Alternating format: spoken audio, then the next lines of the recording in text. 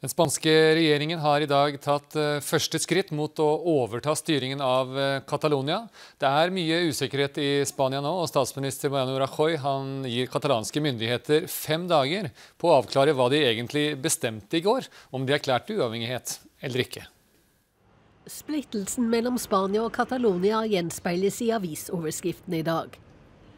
Pause for samtaler kaller katalanske aviser uavhengighetserklæringen som er satt på vent. Kaoset fortsetter. En farse og utpressing, heter det i de spanske. Katalonias regionpresident Carles Puigdemont landet på en mellomløsning i går, da han erklærte regionen som uavhengig, men ikke riktig ennå. Statsminister Mariano Rajoy samlet den spanske regjeringen til krisemøte i dag tidlig. Ennå henger det spanske flagget ved siden av det katalanske, men hva var egentlig talen i går? Var det en uavhengighetserklæring eller ikke? Det spør Rajoy, og han gjør det for første gang klart at han kan komme til å ta i bruk artikkel 155, altså å avsette Katalonias regjering. El Consejo de Ministros ha acordado esta mañana requerir formalmente al Gobierno de la Generalitat para que confirme si ha declarado la independencia de Cataluña.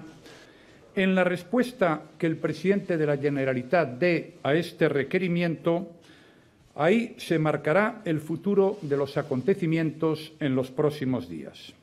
Que siempre estamos repitiendo lo mismo. Creo que lo mejor sería que se sentaran de una puñetera vez y se aclaren y decidan algo, un poco más de autonomía, no lo sé.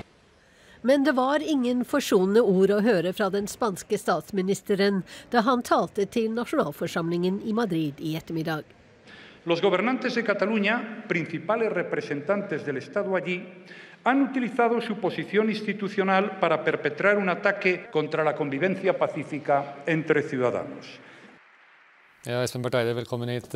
Ganske alvorlig på slutten der når Rajoy sier at det kan true den fredelige sameksistensen. Du har bodd i Spania, du har vært fredsmekler. Kan det true freden, dette her? Ja, det er i hvert fall en veldig spent situasjon. Nå har altså katalanske myndigheter og president Puigdemont fått 5 dager på seg til å bekrefte om det er slik at de faktisk har erklært selvstendighet eller ikke.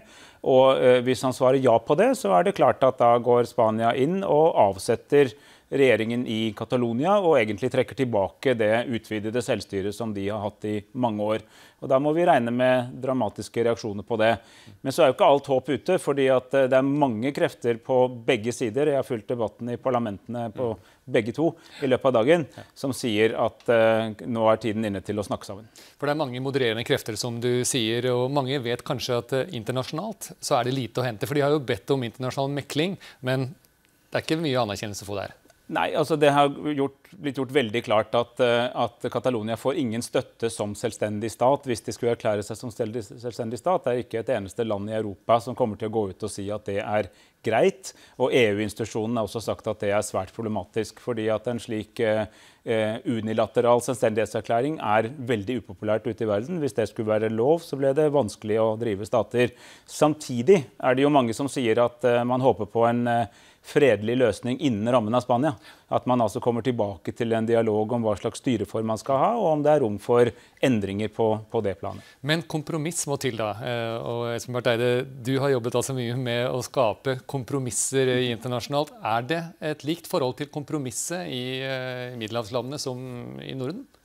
Ja, det er det jo ulike syn på også der, men det er klart at selve synet på at kompromiss er en god idé er ikke nødvendigvis utbredt i alle politiske kulturer. Nå har man malt seg inn i et hjørne egentlig på begge sider, og da vil det lett se slik ut at hvis man inngår et kompromiss så gir man seg i stedet for at man oppnår noe.